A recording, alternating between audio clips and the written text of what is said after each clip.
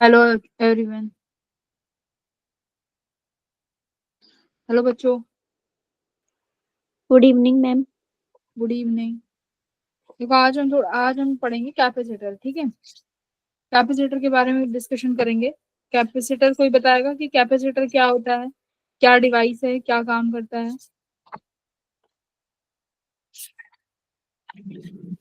Ma'am capacitor charge को store करने का काम करता है। Very good Vanshika. Capacitor charge store करता है ना।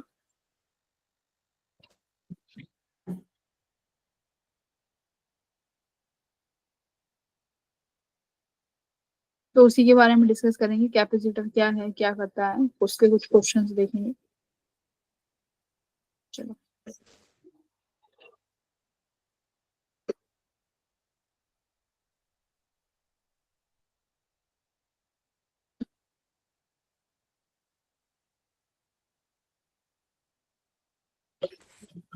शुरू करते हैं। कैपेसिटर बेसिक से शुरू करेंगे, फिर कुछ कुछ क्वेश्चंस करेंगे, कैपेसिटर को खत्म करेंगे। फिर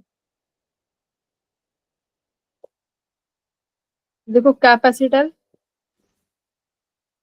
और एक होता है हमारा कैपेसिटेंस। एक होता है कैपेसिटर, एक होता है हमारा कैपेसिटेंस। कैपेसिटर क्या है? कैपेसिटर तो एक डिवाइस है ना। कैपेसिटर एक डिवाइस है जो क्या काम करता है? दैट स्टोर्स एनर्जी, है ना। एनर्जी को स्टोर करता है। और किस फॉर्म में करता है? इन द फॉर्म ऑफ, सही बोला, in the form of charge. Charge के फॉर्म में जो है एनर्जी को स्टोर करता है। और पहले कैपेसिटर का साइन क्या है? इस तरीके से, तो ये कैपेसिटर का साइन है। कैपेसिटर क्या होता है? पहले चार्ज होता है, चार्ज को स्टोर कर लेगा अपने पास। उसके बाद जैसे ही हमें रिक्वायरमेंट पड़ेगी उस एनर्जी को एकदम से रिलीज कर देगा, है ना। एक साथ के साथ एक सेकंड में कैपेसिटर जो है एनर्जी को रिलीज कर देता है। अब बात करते हैं कैपेसिटेंस क्या होता है। तो कैपेसिटेंस क्या है? वो एबिलिटी है कि कोई भी कैपेसिटर कितना चार्ज स्टोर कर सकता है, वो क्या होता है? कैपेसिटेंस, है ना। कैपेसिटेंस क्या है? कैपेसिटेंस ही दिख रहा है ना। कैपेसिटेंस मतलब कितनी एबिलिटी है, ability of capacitor to store charge. कितना चार्ज जो है कोई भी कैपेसिटर स्टोर कर सकता है। अब ये कैपेसिटी, ये जो कैपेसिटी है ये किस चीज पे डिपेंड करेगी? अगर बोला जाए तो कैपेसिटेंस किस किस चीज पे डिपेंड करता है, बताओ जरा। किन किन फैक्टर पे कैपेसिटेंस डिपेंड करेगा?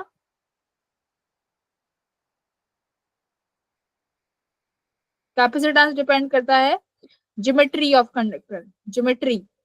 ठीक है, किस ज्योमेट्री से बनाया गया है। दूसरा, किस मीडियम में रखा गया है, तो डाइलेक्ट्रिक कांस्टेंट या मीडियम बोलो।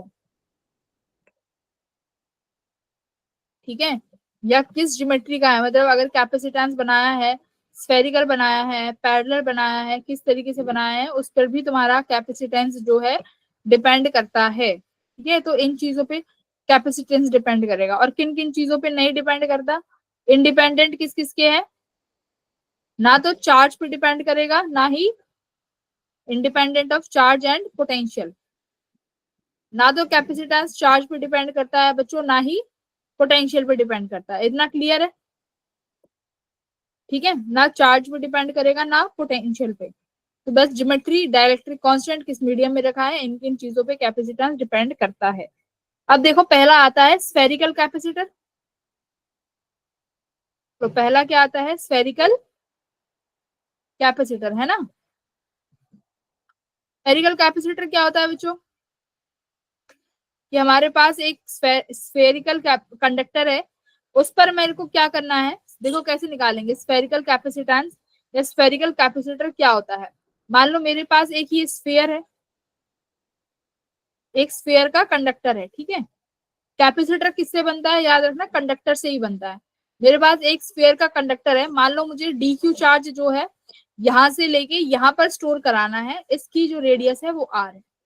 ठीक है, मतलब डी क्यू चार्ज है कहीं इनफाइनाइट पे पड़ा हुआ है, मुझे इनफाइनाइट से यहाँ पर लेके आना है और इस पर स्टोर कराना है। एक बार बताओ, जब मैं डी क्यू लेके आई तो यहाँ पर इसका पोटेंशियल बढ़ जाएगा इस स्फीयर का, फिर मैं डी क्यू लेके आऊंगी, फिर इस कैपेसिटर पे बैठा दूंगी। तो एक बात बताओ मुझे, जो ये स्फीयर है इसका पोटेंशियल बढ़ेगा कि घटेगा? धीरे धीरे। भाई चार्ज बढ़ रहा है तो इस कैपेसिटर का पोटेंशियल भी क्या होने लगेगा?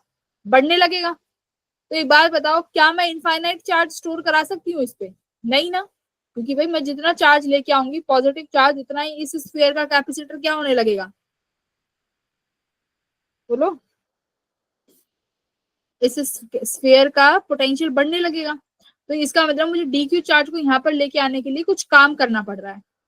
जैसे ही मैं इस डी क्यू चार्ज को इस कंडक्टर पे रखती जाऊंगी, मेरे को इस कंडक्टर का पोटेंशियल बढ़ता जाएगा। मतलब मुझे अब चार्ज को लेके आने के लिए बहुत ज्यादा काम करना पड़ेगा। पोटेंशियल इसका बहुत ज्यादा हाई हो गया है। ठीक है, तो इसका मतलब क्या है, मैं लिमिटेड अमाउंट का चार्ज जो है इस कैपेसिटर पे स्टोर करा सकती हूँ। वही निकालना है कि कितना स्टोर करा सकते हैं। तो वर्क डन क्या होता है? D Q into V. Correct. Work done क्या होता है? D Q into V. अब मान लो मुझे यहाँ पर जो है कैपिटल क्यू चार्ज स्टोर कराना है। ऐसे डी क्यू चार्ज लेके आते हुए कैपिटल क्यू चार्ज स्टोर कराना है, तो मेरे को कितना वर्क डन करना पड़ेगा? ये कितना वर्क डन करना पड़ेगा भाई? इनिशियली तो इन्फिनिटी पे था, इन्फिनिटी पे पोटेंशियल कितना हो जाता है? जीरो। इनिशियली लेके आना है, इनिशियली पोटेंशियल कितना हो जाता है? के क्यू बाय आर। तो मेरा जो यहाँ से पोटेंशियल निकलेगा वो कितना निकल के आएगा? 1/4 pi epsilon not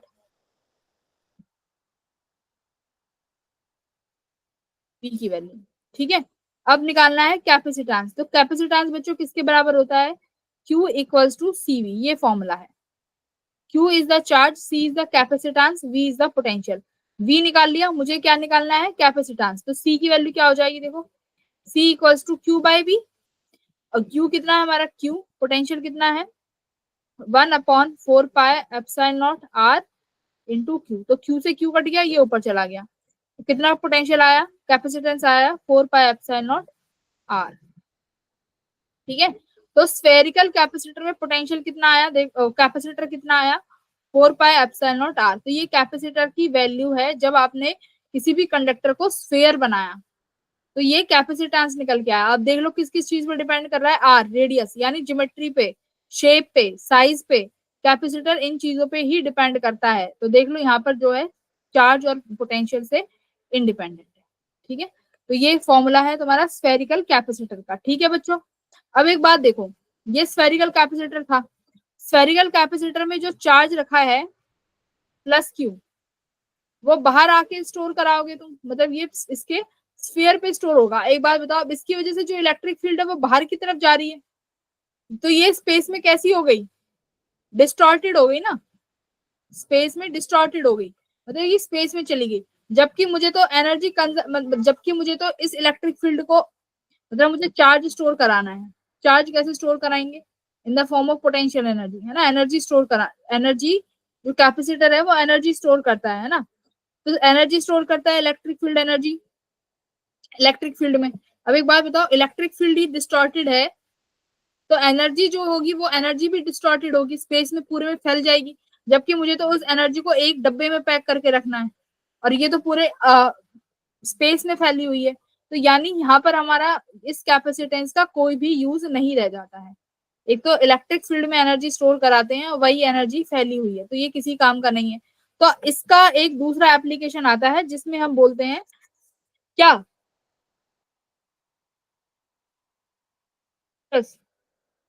spherical capacitor. देखो second case of spherical capacitor, इसमें क्या करेंगे? यहाँ पर दो कैपेसिटर, ये कैसा था? स्फेरिकल में एक ही, यहाँ पर हम कितने यूज करेंगे?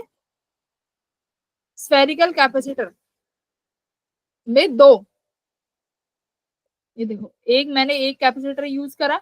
अब मैंने क्या किया, इस कैपेसिटर को प्लस क्यू चार्ज दे दिया। ठीक है, प्लस क्यू चार्ज इसके सरफेस पे आएगा क्योंकि स्फेरिकल है। अब एनर्जी तो डिस्टॉर्ब हो रही थी, तो मैंने क्या किया, एक और कैपेसिटर, एक और स्फीयर यहाँ बना दिया। एक और स्फीयर बना दिया तो देखो पॉजिटिव चार्ज है, तो यहाँ पर इंड्यूस करेगा negative charge. Equal and opposite charge induce करते हैं, ये प्रॉपर्टी होती है। जब चार्ज इसको ऐसे लगाते हो तो चार्ज इंड्यूस हो जाता है।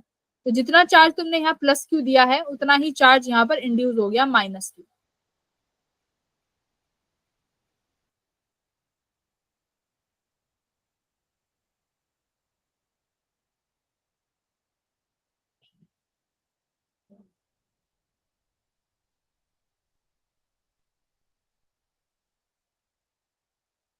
ठीक है, अब देखो माइनस क्यू। अब जो कैपेसिटर ये बी वाला है, इसके अंदर वाले सरफेस पे माइनस चार्ज आया, बाहर वाली पे कौन सा चार्ज आएगा? हेलो बच्चों यस मैम।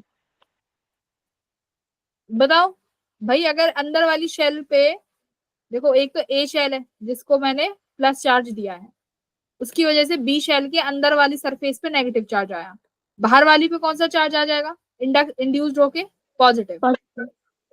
भाई इंड्यूस तो करंट पता है ना, इक्विवेलेंट अपोजिट चार्ज इंड्यूस हो जाते हैं कंडक्टर के केस में। तो ये प्लस चार्ज इंड्यूस हो गया।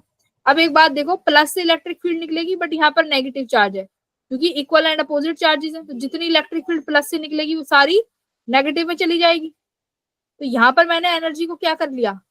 स्टोर कर लिया एक छोटे से पर्टिकुलर पॉइंट पे, है ना, एक स्पेस में इसको स्टोर कर दिया। अब देखो ये प्लस क्यू वाली है, इसको क्या करें? अगर मैं इस बाहर वाली स्फीयर को इससे कर दूं कनेक्ट अर्थ से, तो सारा का सारा चार्ज कहाँ चला जाएगा? अर्थ में चला जाएगा। करेक्ट, सारा का सारा पॉजिटिव चार्ज अर्थ पर, अर्थ के अंदर चला गया। तो इस केस में कैपेसिटर की निकालते हैं, तो सी की वैल्यू क्या थी? Q upon we. वी क्या होता है? ये चेंज इन पोटेंशियल। अब एक चीज देखो, चार्ज तो मैंने प्लस क्यू दिया है, अब पोटेंशियल का चेंज निकालना है। तो पोटेंशियल का चेंज कैसे निकालेंगे भाई? पोटेंशियल जो है ए सरफेस का माइनस पोटेंशियल जो है बी सरफेस का। अब बी सरफेस देखो ये किससे कनेक्ट है? अर्थ से, अर्थिंग है। तो जिस भी सरफेस को अर्थ से कनेक्ट कर देते हैं उसका पोटेंशियल कितना हो जाता है बच्चों? कितना हो जाता है? जीरो। कितना? जीरो। मतलब जिस भी सरफेस को अर्थ से कनेक्ट कर दोगे उसका पोटेंशियल जीरो है। तो यानी बी सरफेस का तो पोटेंशियल जीरो हो गया, यानी मुझे ए सरफेस का, यानी जो ए सरफेस है उसका पोटेंशियल तो निकालना पड़ेगा। अब उसका पोटेंशियल देखो कितने चार्ज की वजह से बनेगा? एक तो प्लस क्यू, प्लस क्यू की वजह से मान लो पहला सरफेस जो है इसकी रेडियस आर है, इसकी वजह से बनेगा plus Q upon 4 pi epsilon naught R, radius R. अब बड़े वाले सरफेस पे जो नेगेटिव चार्ज है, मान लेते हैं इसका रेडियस कितना है? अच्छा R1 R2 मान लो, चलो ये R1 जो बड़ा सरफेस है उसका रेडियस है R2। तो माइनस क्यू वाला चार्ज है, तो माइनस क्यू उस बड़े वाले स्फीयर की रेडियस कितनी है? R2, तो ये बनेगा 4 pi epsilon not R2। Potential कितना होता है एक चार्ज की वजह से? के क्यू बाय आर। ठीक है, पोटेंशियल की वैल्यू क्या होती है? के क्यू बाय आर। क्लियर? अब देखो सी की वैल्यू, अब पोटेंशियल ए भी आ गया, यहाँ से मैं के क्यू कॉमन ले लूं तो क्या बचा? 1/R1 minus 1/R2। ये तुम्हारा कैपेसिटेंस आ गया, यहाँ पर वैल्यू रख दो। C equals to Q upon K Q, Q से क्यू कट गया, ये आया 1/R1 माइनस 1/R2। और इसको करोगे तो ये बन जाएगा, के ऊपर चला जाएगा 4 pi epsilon not 1/R1 minus 1/R2। तो ये कब है? जब हमने कैपेसिटेंस को कैसे कर दिया? दो कैपेसिटर्स का रखा, तो ये उसका फॉर्मूला आता है। ठीक है, ये भी याद होना चाहिए। उसके बाद आता है पैरेलल प्लेट कैपेसिटर। तीन कैपेसिटर है, तीनों एक बार देख लेते हैं। पैरेलल प्लेट कैपेसिटर, इसमें क्या होता है? पैरेलल प्लेट कैपेसिटर में प्लेट के फॉर्म में बनाते हैं। ठीक है, इस तरीके से दो कैपेसिटर हैं, मतलब दो कंडक्टर हैं, मैंने इनको बराबर में रख दिया। अब होता क्या है, एक को मान लो तुमने प्लस क्यू चार्ज दे दिया, तो ये प्लस चार्ज इधर भी आ गया, प्लस चार्ज दे दिया, इस पे इंड्यूस हो जाएगा नेगेटिव चार्ज। ये इनकी जो बाहर वाली प्लेट है इनको हम अर्थिंग कर देते हैं मान लो, तो ये प्लस चार्ज यहाँ आ गया और ये माइनस माइनस चार्ज इधर आ गया। अब इलेक्ट्रिक फील्ड कहाँ है? सिर्फ और सिर्फ बिटवीन द प्लेट्स। भाई इलेक्ट्रिक फील्ड क्या होती है? प्लस से निकलती है नेगेटिव पे चली जाती है। अब देखो इसका चार्ज प्लस क्यू है तो इस प्लेट पे चार्ज माइनस क्यू, तो यहाँ से निकला चार्ज प्लस क्यू वाली से और नेगेटिव वाली, सॉरी इलेक्ट्रिक फील्ड निकली प्लस पे और एंड हो गई नेगेटिव वाली पे। अब क्या होता है, पैरेलल प्लेट कैपेसिटर में एरिया भी सेम लेके चलते हैं। अगर इसका एरिया ए है तो इसका एरिया भी ए। अब देखो चार्ज पर यूनिट एरिया क्या होता है, सिग्मा। मतलब कि इसका जो सिग्मा है ये भी दोनों प्लेट्स का सेम है, बस इसका प्लस सिग्मा और इसका माइनस सिग्मा। हम ये लेके चले कि मैंने एक प्लेट को चार्ज क्यू दिया है तो दूसरी पे इंड्यूस हो गया इक्वल एंड अपोजिट चार्ज, ठीक है। एरिया दोनों प्लेट का सेम है जिसकी वजह से सिग्मा भी सेम हो गया। पैरेलल प्लेट कैपेसिटर किसके बराबर हो जाएगा, मान लो इन दोनों के बीच में जो सेपरेशन है, प्लेट्स के बीच में सेपरेशन है स्मॉल डी।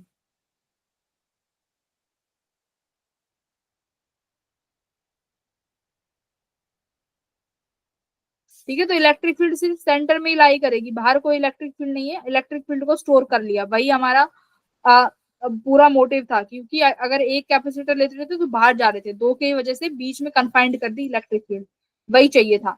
अब इलेक्ट्रिक फील्ड कितना होता है बिटवीन द प्लेट्स की वजह से इलेक्ट्रिक फील्ड क्या होगा बताओ, उस दिन कराया था। ये प्लस चार्ज है और ये नेगेटिव, तो सेकंड बीच में इलेक्ट्रिक फील्ड कितना होगा प्लेट्स की वजह से, जल्दी बताओ, उस दिन सॉल्व कराया था। Sigma upon epsilon not. Very good, बहुत अच्छी, वेरी गुड, वेल डन। कितना बताया था electric field, sigma upon epsilon not. तो बिटवीन इलेक्ट्रिक फील्ड यहाँ पे लिखते हैं बिटवीन द प्लेट्स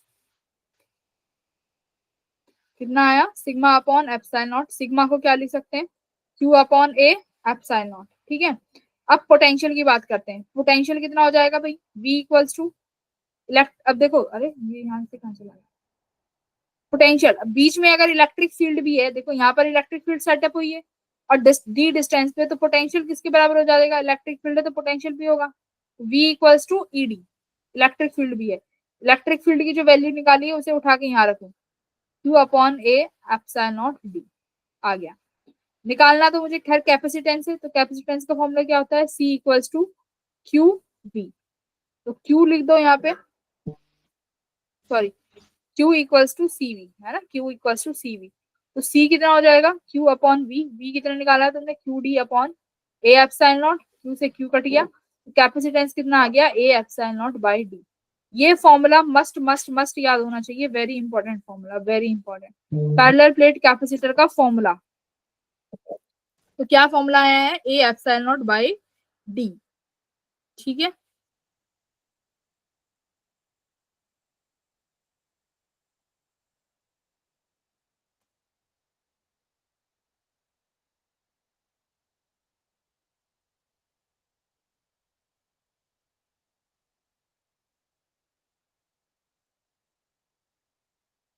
ठीक है, इसकी वैल्यू पैरेलल प्लेट कैपेसिटर की ये वैल्यू आई है। अब हम बात करते हैं एनर्जी स्टोर्ड की, ठीक है, energy stored in a capacitor, सबसे इंपॉर्टेंट टॉपिक।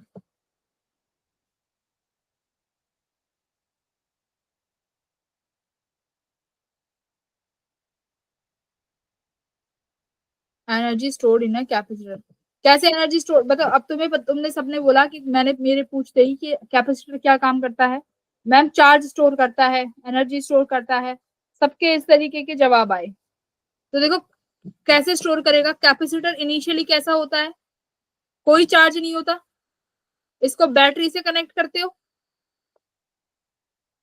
इसको बैटरी से कनेक्ट कर दिया, वी मान लो इस बैटरी का पोटेंशियल है V, ठीक है, ये V वोल्ट की बैटरी है, इसका कैपेसिटेंस C है।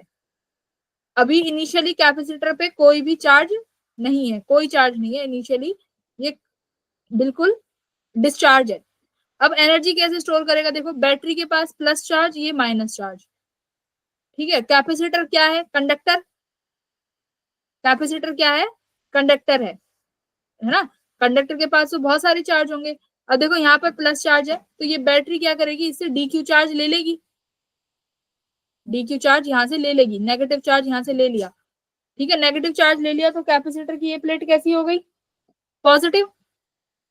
धीरे धीरे ये प्लेट नेगेटिव होती चली जाएगी क्योंकि ये यहाँ से डी क्यू चार्ज लिया, यहाँ से पास करा के डी क्यू चार्ज को यहाँ पर स्टोर करा देगी।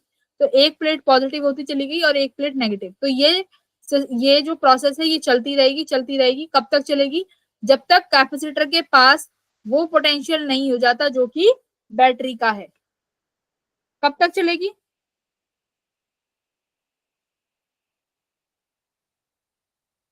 बोलो भाई, कैपेसिटर कब तक चार्ज होगा? कभी कोई तो लिमिट होगी ना जब तक कैपेसिटर चार्ज हो सकता है। बोलो। सो जाओ सारे जने, ठीक है? मैडम पढ़ा रही है, हम सो जाएंगे। हैं? मैं 1 घंटे भौंक भाग के चली जाऊंगी, तुम लोग कोई मत पढ़ो। राइट? यही है ना तुम्हारा मोटिव? किसी का भी कोई जवाब नहीं आ रहा है। ये एक लड़की बेचारी वंशिका यही आंसर करती है, बाकी सब क्या करने आते हो यहाँ पे? बताओ। मैं अगर नहीं पढ़ना है तो सब लेफ्ट करके चले जाओ।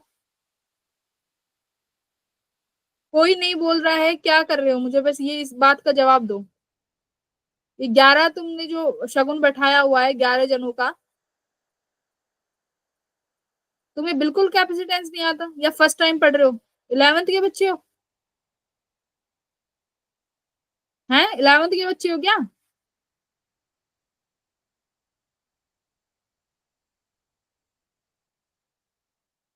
भाग जाओ अब सारे।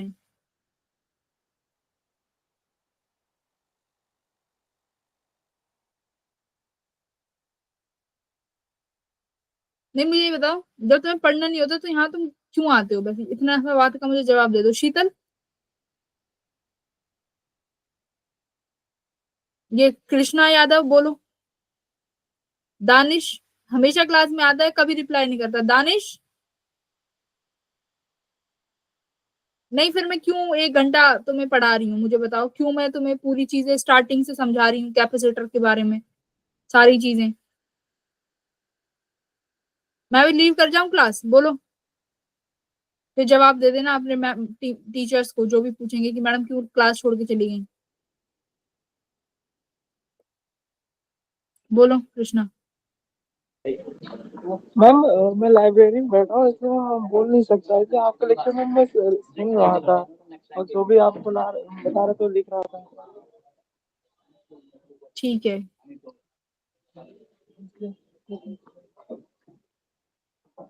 अब बाकी हुई, चलो कृष्णा का तो समझ गया। और कौन कौन लाइब्रेरी में बैठा है? हैंड रेज करना, कृष्णा के अलावा। और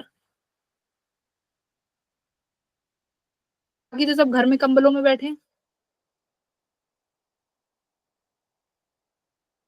भाई मत पढ़ो, मैं ऐसे नहीं पढ़ाती। मैं पढ़ाऊंगी नहीं ऐसे। कोई फायदा है तुम्हें पढ़ाने का? ये पूछ रही हूँ कब तक होगा, हाँ ना कुछ भी नहीं बता रहे। नहीं पता तो तब भी आंसर करो भाई। कोई ये थोड़ी है तुम कैपेसिटर शब्द पहली बार सुन रहे हो। तुम्हें एग्जाम देने वाले हो बोर्ड्स के फरवरी में। फैब में एग्जाम है।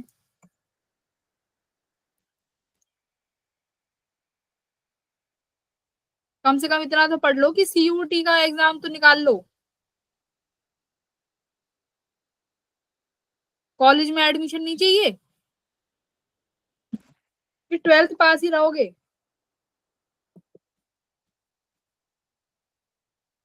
तो बताओ कैपेसिटर में, एक बात बताओ, अगर कैपेसिटर को जो कि किसी उसके पास इनिशियली कोई चार्ज नहीं है, अगर मैं किसी बैटरी से कनेक्ट करती हूँ तो बैटरी उसको चार्ज करेगी।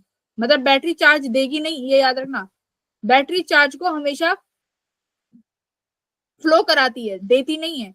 चार्ज कैपेसिटर का ही होगा, बस फ्लो करा देगी उसको, ठीक है? उसकी वजह से कैपेसिटर चार्ज हो गया। बट कैपेसिटर कितना चार्ज होगा ये डिपेंड करता है पोटेंशियल पे। जितना बैटरी का पोटेंशियल है, अगर उतना ही कैपेसिटर का पोटेंशियल रीच कर जाएगा, उससे ज्यादा कैपेसिटर चार्ज नहीं हो सकता। तो फाइनली अगर बैटरी का पोटेंशियल और कैपेसिटर के पास वाला पोटेंशियल बराबर हो गया, वहीं पर चार्ज फ्लो करना स्टॉप हो जाएगा और हम बोल देंगे कैपेसिटर इज फुली चार्ज। अब जो कैपेसिटर है, अब कैपेसिटर जो है वो फुली चार्ज्ड है आपका, अब हम ये बोल सकते हैं। ठीक है? तो अब क्यू, इस पर कितना चार्ज स्टोर हुआ वो निकाल लेंगे हम लोग। इसका कैपेसिटर की वैल्यू C इंटू पोटेंशियल, तो Q इक्वल्स टू CV से। ठीक है, ये तो चार्ज स्टोर हुआ। सबसे पहली बात, बैटरी ने कितना वर्क किया। पहले आएगा वर्क डन बाय बैटरी। बताओ मुझे बैटरी ने कितना काम किया। बैटरी ने कितना चार्ज फ्लो कराया है? Q charge. पोटेंशियल कितना है? V। V। तो वर्क डन कितना हो गया? QV। तो बैटरी ने कितना काम कराया है बच्चों? Q into V। ये बैटरी ने वर्क किया है। अब कैपेसिटर ने कितनी एनर्जी स्टोर करी, ये फॉर्मूला देखो, एनर्जी स्टोर इन कैपेसिटर, ये तीन चीज है, वर्क डन बाय बैटरी, दूसरा एनर्जी स्टोर्ड इन कैपेसिटर, तो क्या फॉर्मूला होता है बताओ, half CV square, half V और हाफ, और दूसरा फॉर्मूला क्या होता है 1/2 Q square,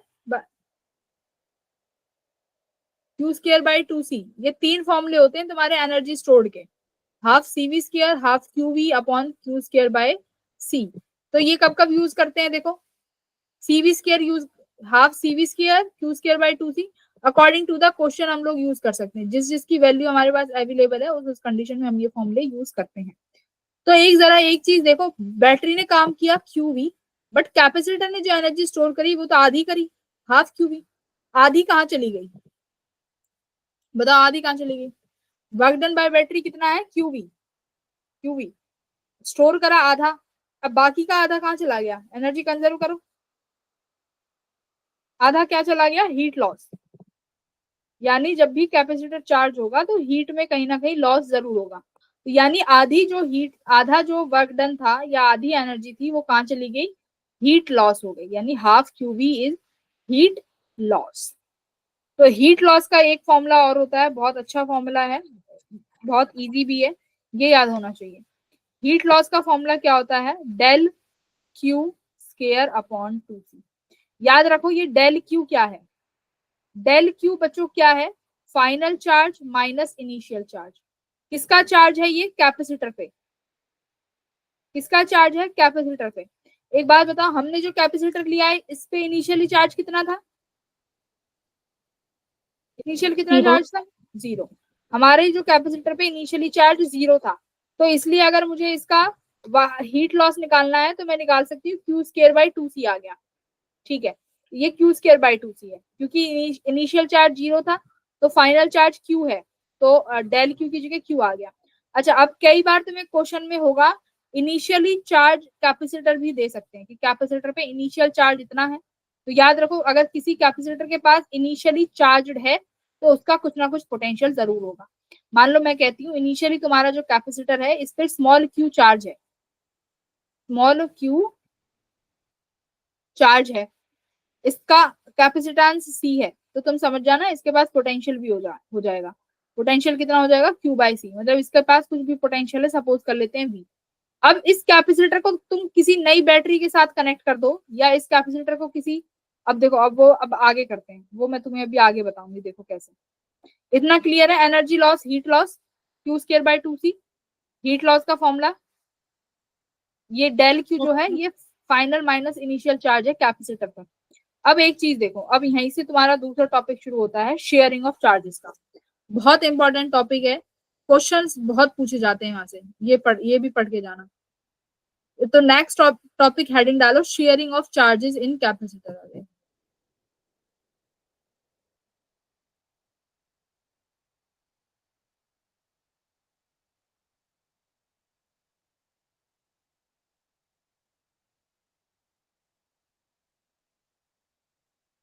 sharing of charges,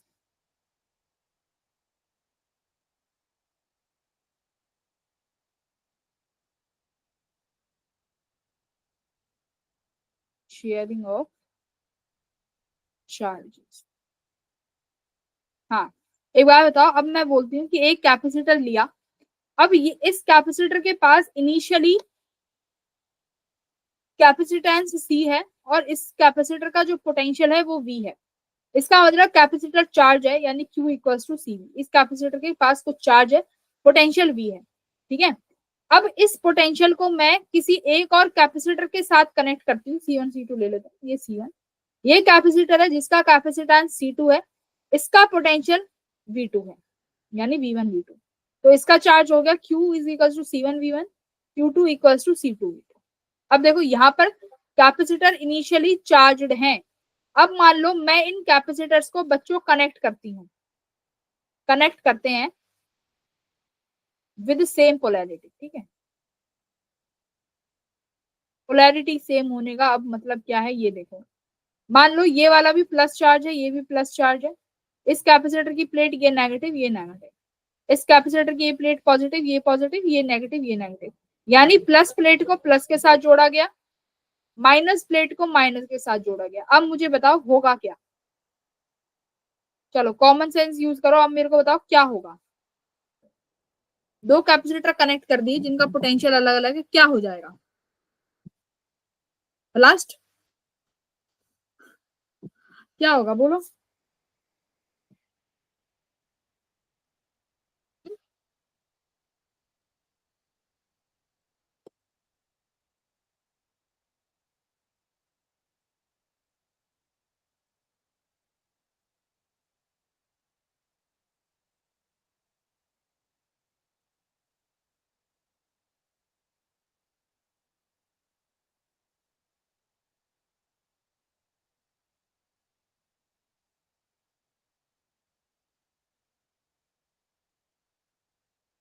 बताओ क्या होगा? जब तक मुझे गलत आंसर भी नहीं मिलेगा ना, जब तक मैं आगे नहीं बढ़ूंगी।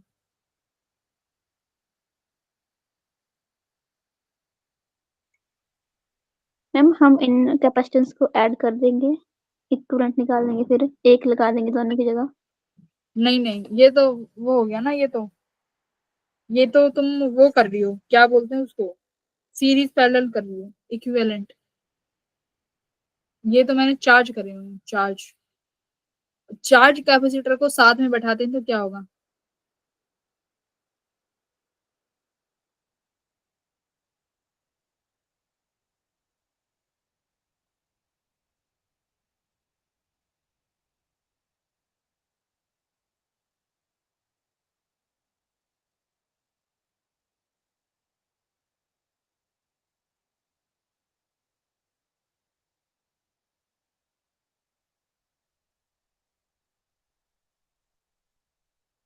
बोलो होगा क्या?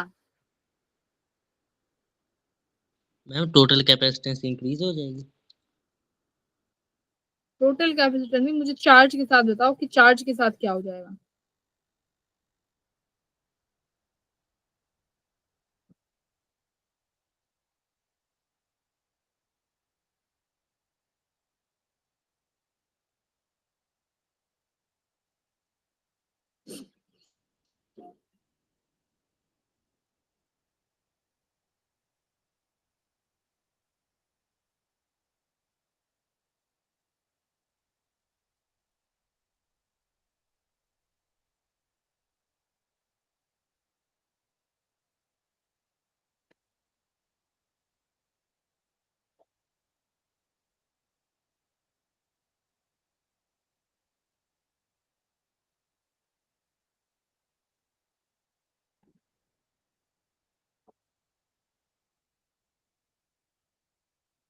भाई सिंपल सी बात है, एक बात बताओ, जब अनचार्ज कैपेसिटर को बैटरी के साथ कनेक्ट किया था तो क्या फ्लो हुआ था? चार्ज। कब तक फ्लो हुआ था? जब तक पोटेंशियल सेम ना हो गया हो। अब यहाँ पर चार्ज अलग अलग है, यहाँ पर चार्ज Q1 है, यहाँ पर चार्ज Q2 है। चार्ज दोबारा से फ्लो होगा क्योंकि पोटेंशियल अलग अलग है। क्योंकि जब भी किसी दो टर्मिनल का पोटेंशियल अलग अलग होता है तो चार्ज फ्लो होगा। चार्ज कब तक फ्लो होगा? जब तक इन दोनों के अक्रॉस एक कॉमन पोटेंशियल सेटअप ना हो जाए। मतलब दोनों कैपेसिटर एक कॉमन पोटेंशियल पे आ जाएंगे, वी कॉमन। ये कॉमन पोटेंशियल पे आ गए तो इसका मतलब अब चार्ज का फ्लो होगा और नया चार्ज आएगा दोनों कैपेसिटर पे, जिसको हम बोलते हैं शेयरिंग ऑफ चार्जेस। ये टॉपिक है शेयरिंग ऑफ चार्जेस का, कि कैपेसिटर क्या होगा, अलग अलग चार्ज आएंगे दोनों पर, C1 पे नया चार्ज, C2 पे नया चार्ज, बट पोटेंशियल दोनों का कॉमन। मतलब क्या कहना चाह रही हूं मैं, जब तक दोनों के पास बराबर पोटेंशियल नहीं हो जाएगा चार्ज फ्लो करेगा, यही एक कॉन्सेप्ट है। तो मान लो कितना फाइनल चार्ज आएगा, मेरा सवाल ये है, find the final charge. Find the नहीं, फाइंड द पहले तो कॉमन पोटेंशियल, कॉमन पोटेंशियल निकालो। कॉमन पोटेंशियल क्या है? अक्रॉस C1 एंड C2, मतलब C1 और C2 के पास सेम पोटेंशियल है। तो कैसे लगाएंगे? देखो इनिशियली चार्ज कितना था? Q1। C2 के पास initially charge Q2। Final charge मान लेते हैं इस पे Q1 डैश आ गया और C2 पे जो है Q2 डैश, क्योंकि भाई चार्ज इंक्रीज तो हो नहीं सकता, टोटल चार्ज तो इतना ही रहेगा Q1 प्लस Q2। बैटरी तो है नहीं जो नया चार्ज ट्रांसफर करा देगी, है ना। तो क्या करा, चार्ज कंजर्व किया कि C1 पे चार्ज Q1 है, C2 पे चार्ज Q2 है, फाइनली Q1 डैश आ गया, Q2 डैश आ गया। अब देखो Q1 कितना है, C1 V1, Q2 C2 V2, Q1 dash कितना है, C1 नया पोटेंशियल मान लेते हैं कि कॉमन पोटेंशियल है, ऐसे ही Q2 डैश, क्योंकि देखो कैपेसिटेंस चेंज नहीं होगा, मैंने यही बोला है, चार्ज और पोटेंशियल के चेंज होने से C चेंज नहीं होता, तो ये C2 ही रहेगा, नया पोटेंशियल V कॉमन। अब दोनों के पास पोटेंशियल सेम सेम है, तो देखो C1 V1 plus C2 V2 upon C1 plus C2, ये क्या आ गया बच्चों, V कॉमन। तो ऐसे V कॉमन निकाल लिया। अब V कॉमन आ गया तो मुझे बताओ, अब हर पोटेंशियल का चार्ज, हर कैपेसिटर का चार्ज निकाल लोगे वो अब Q1 डैश कितना हो जाएगा, C1 इंटू V कॉमन, ऐसे Q2 डैश कितना हो जाएगा, C2 इंटू V कॉमन। ठीक है बच्चों, ये रहा फॉर्मूला। तो पहले सबसे पहले ऐसे केस में कॉमन पोटेंशियल निकालते हैं, उसके बाद चार्ज क्या आया है नया वो, फिर तीसरा आता है हीट लॉस। हीट लॉस तो आएगा ही आएगा। अब इस केस में हीट लॉस का फॉर्मूला याद कर लो कितना होता है, मैं लिखवा देती हूँ।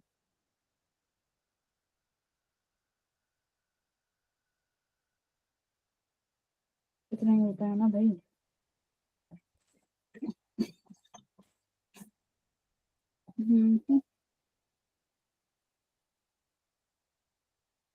यही होता है। ठीक है, तो ये हीट लॉस का फॉर्मूला है। तो V1 इनिशियल पोटेंशियल, V2 जो था वो भी C2 का पुराना पोटेंशियल, तो ये हो जाएगा। अब एक बात देखो, एक बात सुनो, अभी तो पोलैरिटी कैसी थी, सेम सेम, प्लस प्लेट को प्लस से किया था। अब मान लो C1 की जो प्लेट है पॉजिटिव वाली, ये देखो C1 है V1 है, ठीक है, इसको मैं अब कनेक्ट करती हूँ C2 से, जिसका पोटेंशियल V2 है, बट इस प्लेट को अब की बार नेगेटिव, यहाँ पे नेगेटिव कर देते हैं, ये प्लेट अभी भी पॉजिटिव है। अब बताओ अब क्या होगा नया, अब V कॉमन क्या होगा, देखो चार्ज तो अभी भी फ्लो होता रहेगा जब तक C1 और C2 के पोटेंशियल बराबर नहीं हो जाते। अब देखो चार्ज कंजर्व करते हैं इस प्लेट का, यहां पर इस प्लेट का कितना चार्ज है, Q इक्वल्स टू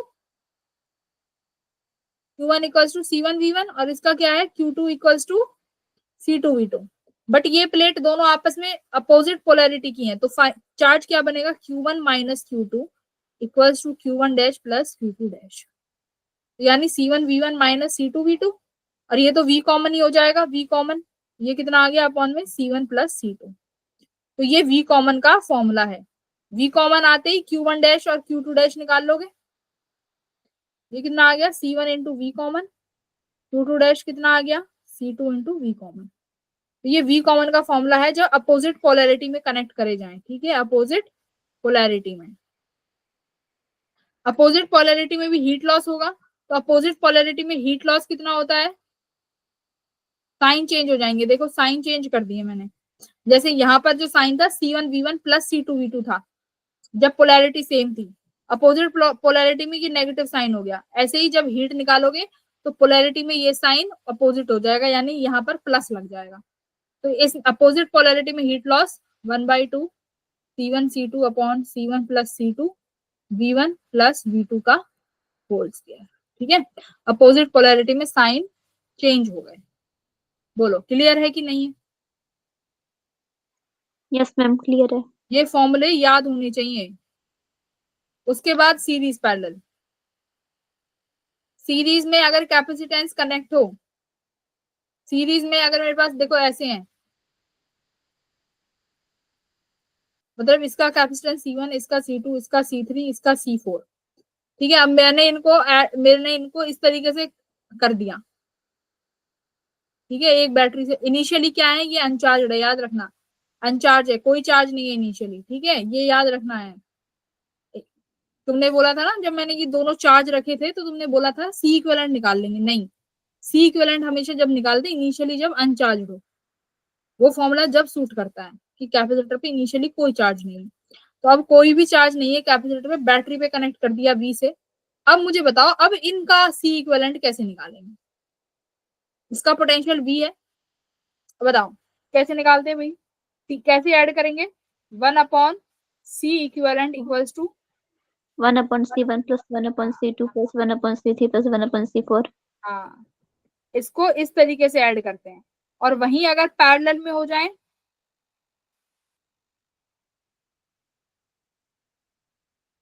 मान लो ये C1 ये C2, फाइनली मैंने इनको बैटरी से कनेक्ट कर दिया V वोल्ट की, तो यहाँ पर C इक्विवेलेंट होगा C1 प्लस C2। अब देखो कैसे पता चलेगी सीरीज में कब है कब पैरेलल में है? तो देखो पैरेलल में पोटेंशियल क्या रहता है? सेम। पैरेलल में क्या सेम रहता है बच्चों? पोटेंशियल, है ना? किस चीज का? C1 और C2 के जो अक्रॉस पोटेंशियल है वो सेम रहेगा। देखो यहाँ पर जो है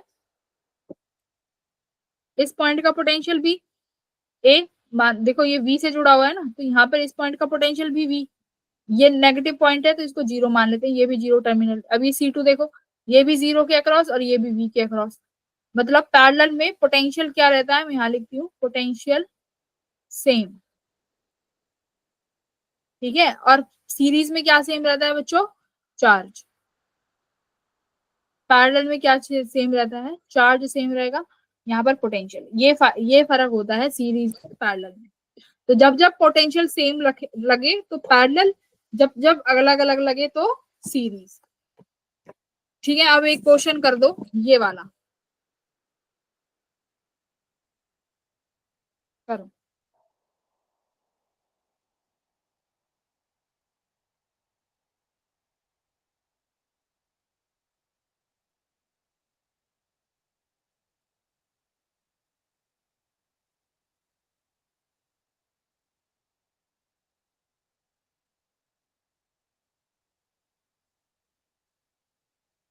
सॉल्व दिस क्वेश्चन।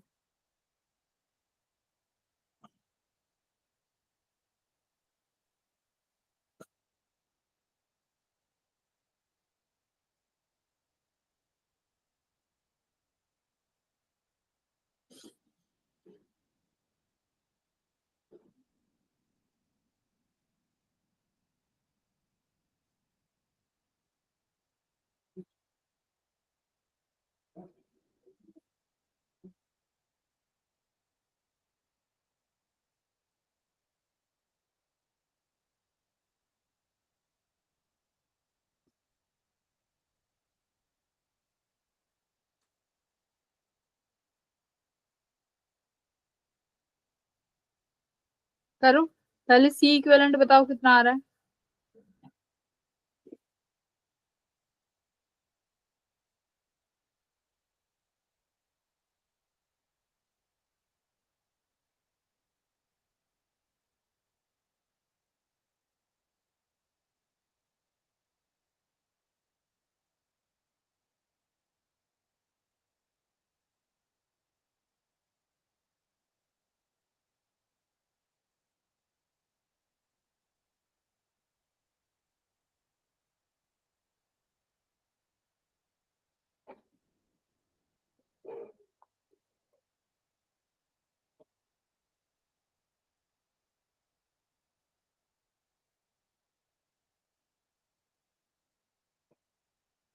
बोलो भाई, C1 C2 तो निकाल दोगे ना सीरीज पैरेलल सी इक्विवेलेंट।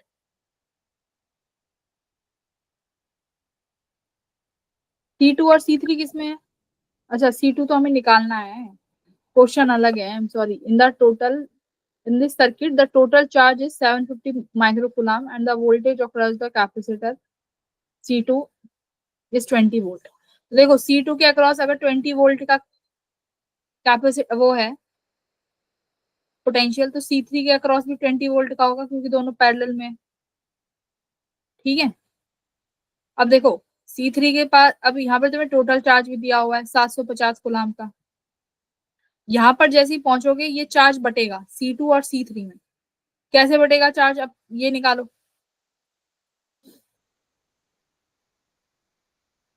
चार्ज कैसे बढ़ता है भाई? C2 यहाँ पे पोटेंशियल, C2 का पोटेंशियल भी आ गया 20 वोल्ट है, ठीक है। चार्ज कैसे निकाल लेंगे भाई, जैसे ही चार्ज इस टर्मिनल पे पहुंचेगा एक्स पॉइंट पे, चार्ज आधा C2 में चला जाएगा, आधा C3 में, आधा नहीं मतलब कुछ चार्ज C2 में, कुछ चार्ज C3 में। अब वो कितना चार्ज गया है देखो, वो आता है किससे, चार्ज डिस्ट्रीब्यूशन से, कितना चार्ज डिस्ट्रीब्यूट हुआ है।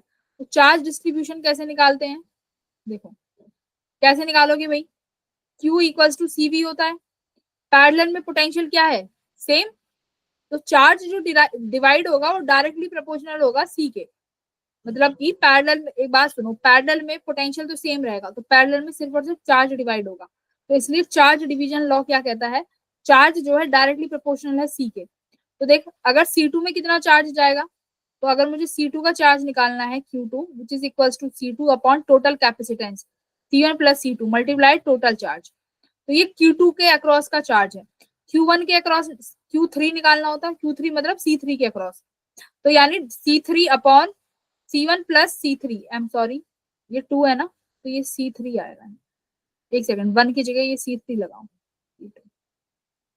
है ना, ये C2 C3 है ना, तो C2 upon C3 plus C3, ऐसे ही Q3 मतलब पहले जो चार्ज रहेगा C3 के रेशो में बटेगा upon total capacitor multiply by total charge.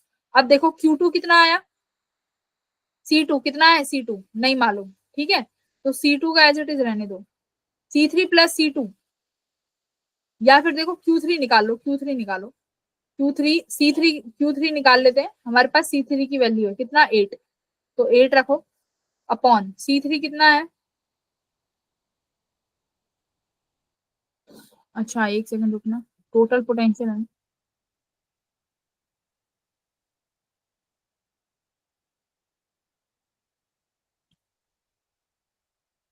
अच्छा इसको देखो ऐसे कर लो, इतना भी करने की जरूरत नहीं है, इजी यहाँ से भी हो जाएगा, एक सेकंड,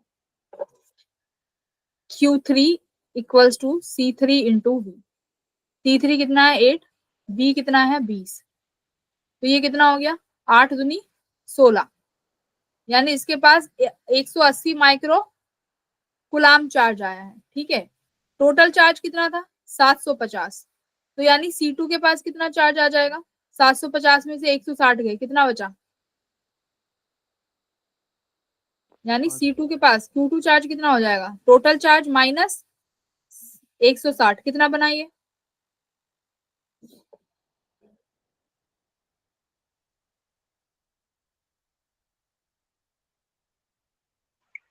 ₹590। ठीक है 590, तो यानी बी ऑप्शन आंसर है।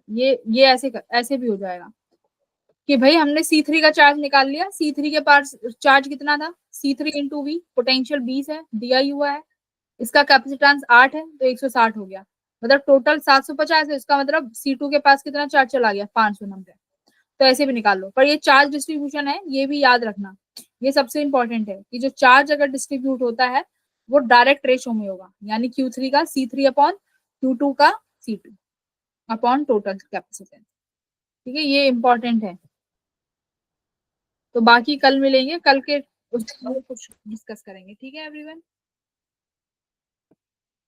आप लोग भी जो असाइनमेंट मिलेगा उसको सॉल्व कर लेना।